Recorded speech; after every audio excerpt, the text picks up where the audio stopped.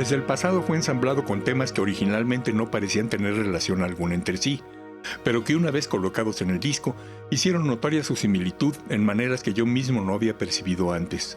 Algunas líneas melódicas, ciertas estructuras y varios instrumentos aparecen en diferentes piezas como si las composiciones hubiesen sido intencionalmente creadas de forma unitaria. Por ejemplo, el motivo inicial del arpa de fotografía es parecido al del clavecín de Desde el pasado, mientras que el motivo del arpa de Quanta es igual al del clavicordio en el pasaje central de Odios, solo que con otro acorde. El piano eléctrico de velas desplegadas es el mismo instrumento que ejecuta el solo en la segunda parte de Comienzos. Las cuerdas de la tercera parte de Comienzos son el mismo instrumento de la segunda parte de Desde el pasado. Y las melodías de arpa de Quanta y vientos de cambio están construidas cada una a su manera, con pequeños motivos repetidos. No creo que ello sea cuestión de azar, sino que en la época en que compuse la mayoría de las piezas me inclinaba por sonoridades como las que se escuchan en este álbum. Pero el hecho no se hizo consciente hasta que el disco fue concluido. Desde el pasado fue grabado en sesiones dispersas entre diciembre de 1994 y julio de 1996, con un MIDI Studio Tascam de 4 pistas en combinación con mi secuenciador Roland D20, mis guitarras y mi voz. El Roland D20 es un orquestador electrónico que permite programar instrumentaciones o secuencias de hasta 8 elementos. Está dotado con un banco de sonidos que incluye pianos, órganos, bajos, metales, cuerdas, alientos, percusiones, efectos especiales como lluvia, oleaje, disparos, etc., a los que se les pueden asignar volúmenes y posiciones estereofónicas individuales para balancear la orquestación en turno. El MIDI Studio Tascam es una mezcladora con una grabadora integrada que utiliza cassettes de cromo convencionales y permite asignar una de las pistas del cassette en turno para sincronizarlo con el secuenciador, dejando libres las 3 pistas restantes para grabar otros instrumentos o sonidos. De esta manera, el secuenciador queda sincronizado con lo grabado y el conjunto se puede mezclar a otra grabadora para obtener las canciones finales ya mezcladas. La mezcla de cada canción fue enviada a una grabadora digital de minidisc para generar el máster del que se copiarían los ejemplares que se venderían. La grabadora digital permite editar lo grabado en el minidisc, eliminando silencios y reordenando las canciones sin tener que transferirlas a otra grabadora para ordenarlas. Después, el minidisc maestro se conectó a un deck de cassette estereofónico para grabar uno por uno los ejemplares que se venderían. Sin embargo, de la versión de Desde el pasado en cassette, solo hice 10 o 15 ejemplares que descarté finalmente, ya que al poco tiempo la tecnología disponible cambió. A principios de 1998, me reencontré con el joven ingeniero en sistemas computacionales Alberto Rugerio, un amigo que deseaba experimentar con los novedosos programas de grabación digital estereofónica para Windows 95, así como con las también novedosas grabadoras de disco compacto para computadora personal, posteriormente conocidas como quemadoras. Alberto llevó a mi estudio su computadora y su grabadora de discos y juntos transferimos a la máquina el minidisc maestro de Desde el pasado para enseguida grabar un disco que de inmediato tocamos en mi reproductor de CDs. El exitoso resultado gestó la idea de reproducir Desde el pasado en CD de manera independiente sin acudir a una maquiladora, sino grabando los ejemplares uno por uno, tal como 10 años antes había reproducido en cassette mi álbum Garabato. Este método autogestivo de bajo costo consistía en producir una cantidad pequeña de discos para venderlos y recuperar la inversión para hacer más ejemplares. El método, sin embargo, presentaba varias dificultades. Los primeros discos grabables vírgenes o CDR eran muy caros y frágiles. La grabación de cada ejemplar era un proceso muy lento que consumía poco más de media hora y la grabadora de discos fallaba frecuentemente a medio proceso, echando a perder los ejemplares e incrementando los costos de producción. Aún no se habían inventado las etiquetas adheribles para CDR, por lo que los primeros ejemplares de Desde el pasado tuvieron que serigrafiarse para ocultar la marca de fábrica de los discos, un proceso delicado en el que algunos discos se rayaron y quedaron inservibles. Tampoco habían muchas opciones para imprimir las portadas, pues los negocios de impresión digital frecuentemente tenían mal calibradas sus impresoras y el resultado casi siempre era deficiente, así que los colores de las primeras portadas no se apegaron al diseño original. A pesar de todo, el disco fue estrenado en concierto el 2 de mayo de 1998 en la Peña La Casa Vieja de la Trova en la ciudad de Puebla. Esa noche, vendí todos los ejemplares que había grabado, 30 o 40, no recuerdo bien, con excepción de uno que conservé para mi egoteca personal.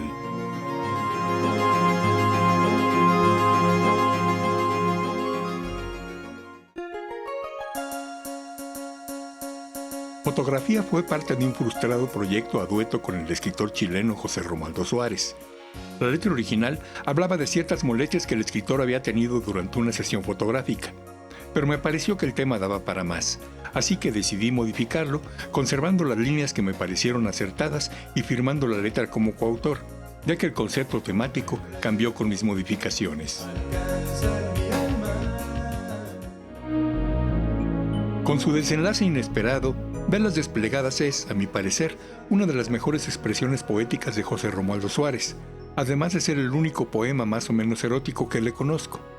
La rima de airosa con sinuosa es ciertamente desafortunada, pero creo que no resta mérito al concepto del poema. En la edición original, el oleaje final debió desvanecerse, ya que el tema siguiente con que se ligaría, Comienzos, no pudo incluirse por falta de espacio. Comienzos nació en 1991 como un experimento para generar loops en vivo con la sección rítmica de mi Roland de 20. En dicha sección, las teclas tienen asignados sonidos de percusión, como tambores y platillos, un sonido diferente para cada tecla. La sección tiene varios bancos de memoria para programar frases de percusiones. Durante la programación, los bancos se repiten automáticamente para que uno añada percusiones hasta completar la frase deseada.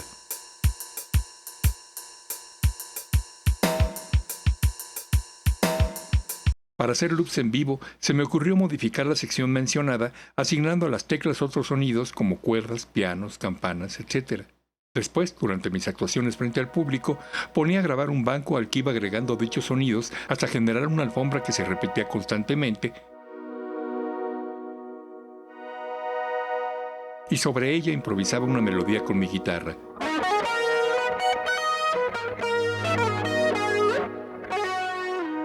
Era una versión electrónica rudimentaria de lo que Robert Fripp y Brian Eno, entre otros, hacían en los años 70 con cintas magnetófonicas. Un método creativo que hoy se conoce como live looping, para el que se utilizan dispositivos electrónicos llamados loop stations o loopers. Pero en 1991, dichos artefactos no existían, ya que el primer looper se inventó al año siguiente. Mi sistema funcionó, pero pronto dejó de ser interesante por lo limitado del instrumental, así que deseché la idea de generar loops en vivo y aproveché lo que había programado para componer una pieza de estructura fija, grabando los loops previamente en el secuenciador, como base para tocar en vivo melodías de guitarra o teclado. En 1998 compuse las siguientes partes: una alfombra a base de cuerdas pizzicato, y luego la misma alfombra acompañada por bajo y batería,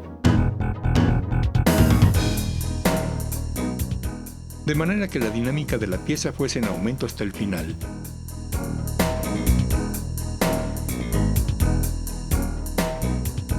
Comienzos iba a aparecer en el álbum después de Velas desplegadas, ligada por el oleaje de donde emergen los loops, pero antes de grabarla en el estudio me di cuenta de que no cabría en el álbum sin eliminar otros temas que deseaba incluir y tuve que descartarla. Su inclusión en esta edición de 20º aniversario restaura el concepto estético original que debí sacrificar por falta de espacio.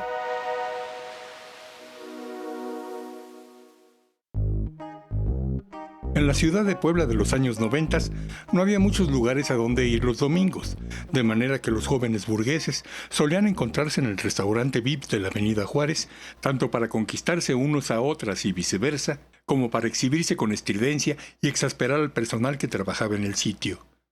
Las escenas descritas en la canción son totalmente apegadas a lo que vi un domingo de 1988, situaciones que aún se repiten en diversos negocios, no solo los domingos, sino cualquier día de la semana.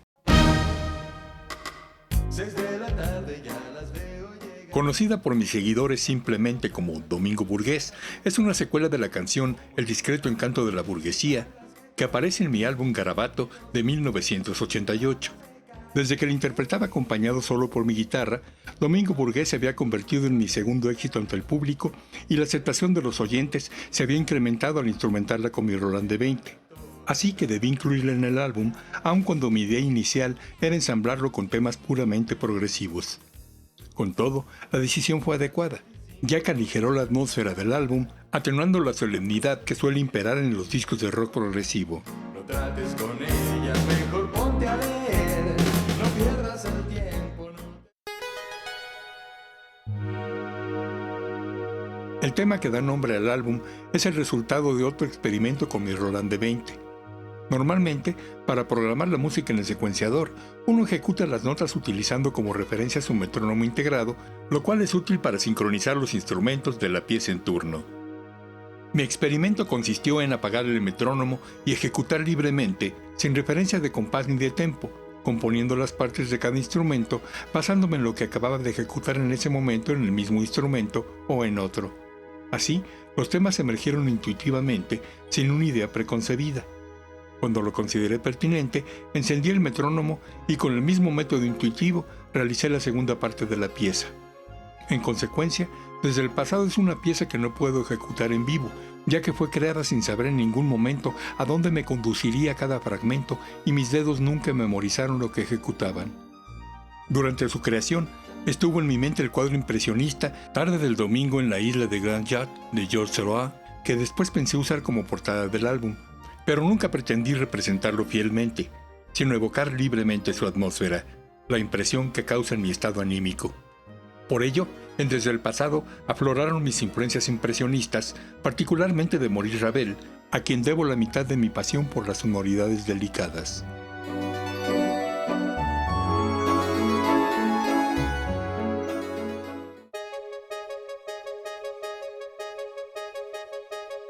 Quanta juega con las notas separadas y las resonancias que las unen para representar lo discontinuo y lo continuo.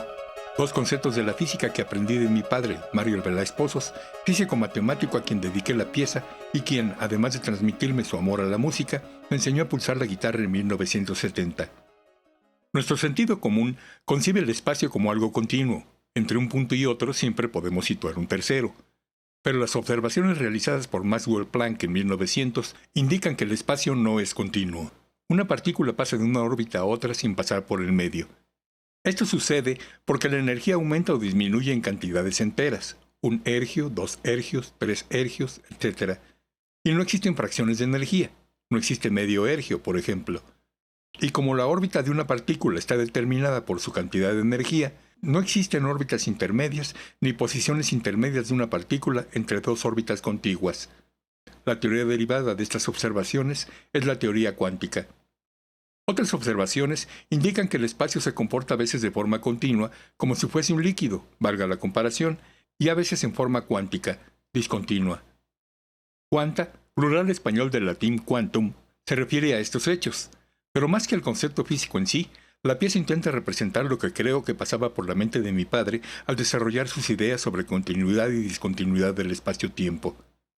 Las notas del arpa se ejecutan en forma separada, sin ligarlas en la ejecución, es decir, de manera discontinua, como las partículas al cambiar de órbita.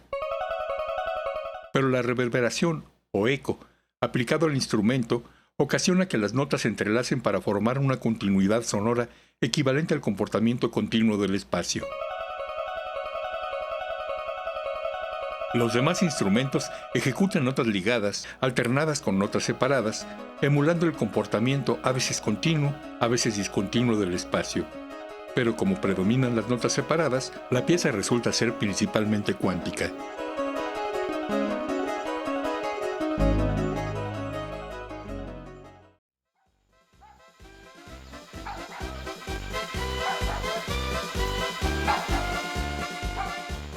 La expresión pueblo globero era despectiva, pero su anónimo autor, un político desesperado porque la multitud, distraída con un atado de globos que escapaba por los aires, no atendía su discurso, ¿acaso nunca supo que su exclamación en realidad describía la alegre esencia de los pueblos mexicanos, donde los globos multicolores flotan cada domingo sobre el Parque Central? La música de Pueblo Globero fue una de las 3 versiones que hice para el anuncio de un restaurante de comida mexicana.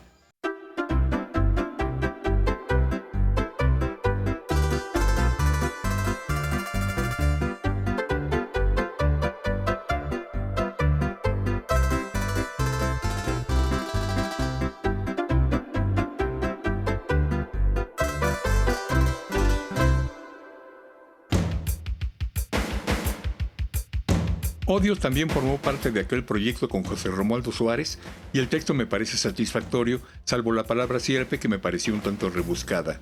Yo habría utilizado serpiente, que es un término más cotidiano, pero la estética del poema no decae por esa sola palabra y por ello no modifiqué el texto original. El gran Mario Benedetti sintetizó el concepto de odios en una sola frase. El hombre bueno siempre olvida sus rencores, pero siempre hay un rencor que confirma la regla.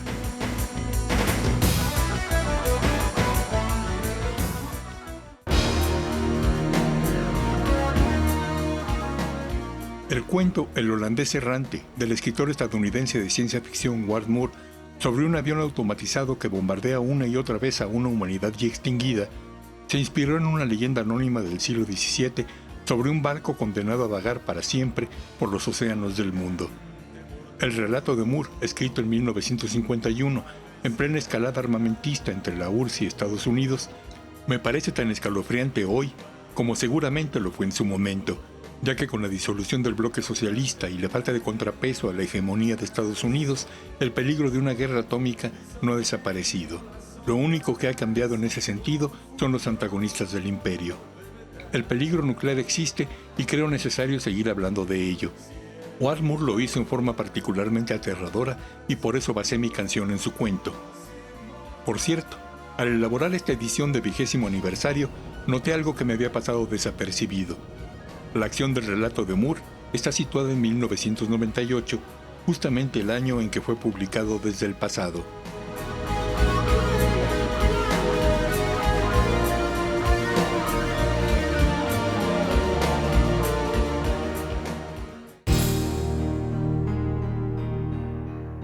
Compuesta en 1993, Te vas es la obligada balada romántica de todo álbum que se respete. Su estructura surgió casi completa después de conmoverme con Affairs of the Heart de Greg Lake, de donde tomé las inflexiones vocales que rematan cada estrofa.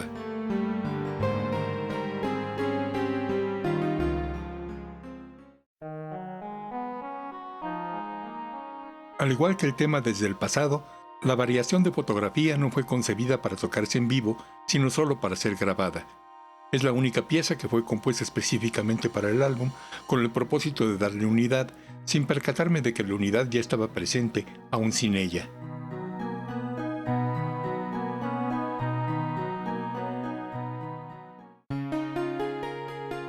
Vientos de Cambio es una canción cuya composición inicié en 1993 y dejé inconclusa hasta 1998. La terminé poco antes de editar la versión en CD de Desde el pasado y pensé incluirla, pero no encontré cómo ubicarla sin romper la continuidad del álbum, así que la dejé fuera y, al igual que Comienzos, no la grabé hasta que la interpreté en vivo, integrándola al álbum en concierto del año 2000. Su nueva canción.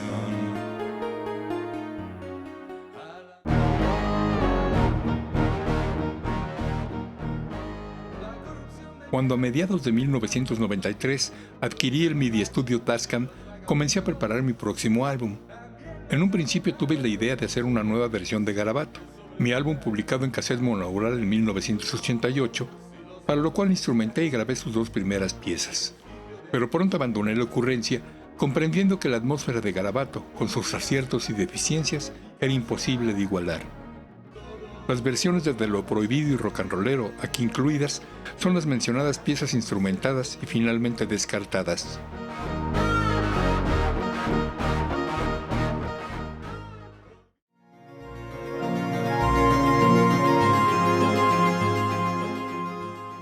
Restaurar Desde el pasado no fue la labor sencilla que creí que sería cuando me propuse ensamblar esta edición de 20º aniversario.